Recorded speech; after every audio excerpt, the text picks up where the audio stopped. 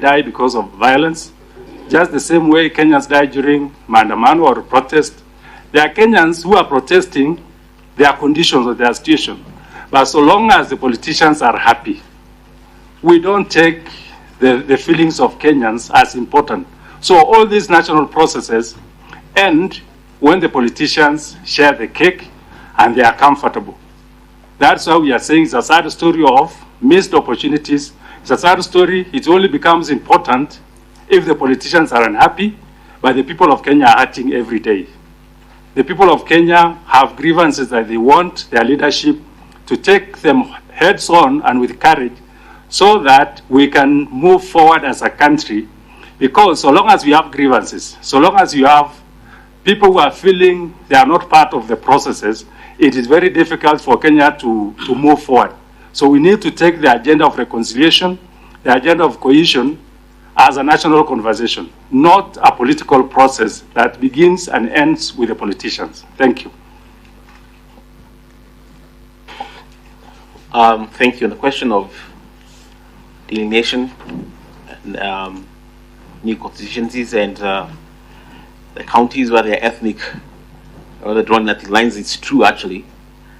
This is a reality. First of all, by law, our constitution is supposed to unite our country, and when we gave ourselves a new constitution, especially in the revolution, we were supposed to, as much as celebrate diversity, be one nation. The reality is, if you look at even just the basic countries that are there, starting from the north to the south, they're named after ethnic groups. Implicitly, what you're saying is exclusive to that, and that's why we have the conflict raging in Kerio Valley, Suguta Valley, is because you have counties, county belongs to this ethnic group vis-a-vis.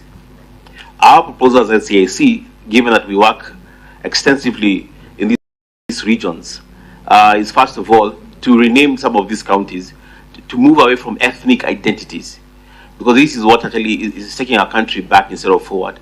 Secondly, in the delineation that IBC is supposed to do by law, it must be done with a lot of consultation, and especially of the 290 constituencies. If you look at them, close to 70% are still within ethnic lines or clan lines, so amplifying ethnicity and tribalism. So for us, they need to be withdrawn so that there's no exclusivity but inclusivity in all these counties. Thank you very much. Finally, before finally we can allow one lady to speak. Thank you very much, co-chairs. I was given the most hot potato to respond to, but thank you, Chairman, for doing that, because you know I'm a politician and really I don't fear. I will say what is in my head. The mandate of the NCIC, vis-a-vis what the Deputy President has said about the shareholding, and what we have done as NCIC about it. We have done nothing about it, and I think we will not do anything about it, because the context of the statement is where I sit is about government sharing. It's not about the country per se, but it is common practice all over the world that any government that comes to power shares power and positions with the people who supported that government mostly, and that is where he's coming from, the Deputy President. And so it is world over. You're actually right. In America.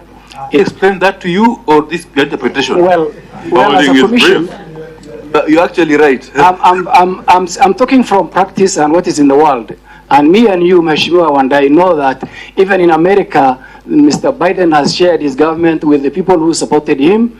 He has appointed his ambassadors and everybody and from his backyard, and the people who are with his party. And that's where the Deputy President is coming from. As NCIC, we must be very careful on where we touch. So therefore, it is not about the national unity. You can see the President and the Deputy President being everywhere in this country. They are in Luo Nyanza, where my friend Wandai comes from. He is in Northeastern. He is in the coast. the president and the deputy president are trying to stitch the country together in their policy. But this is about how the government position is shared.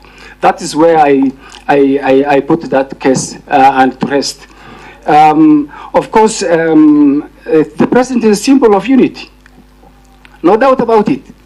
And that's what he's doing it every day. That's why he's taking projects to all corners of this country. That's why he's sleeping in some counties. That's why he's taking the cabinet meeting in so many counties in this country. And therefore, the issue should be looked into the lens of government construction. Thank you very much.